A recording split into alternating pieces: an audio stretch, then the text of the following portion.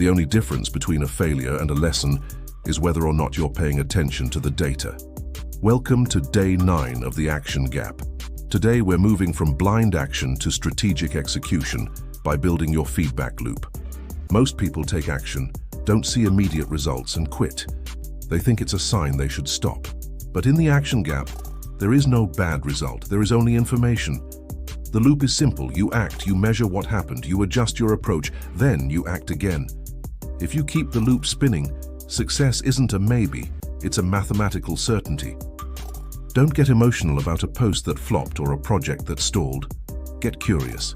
Ask why, then fix it. Doubt dies in the presence of data. What's one failure you've had this week that you can turn into a lesson? Drop it in the comments. I'll see you tomorrow for the grand finale. Day 10, stop doubting, start measuring.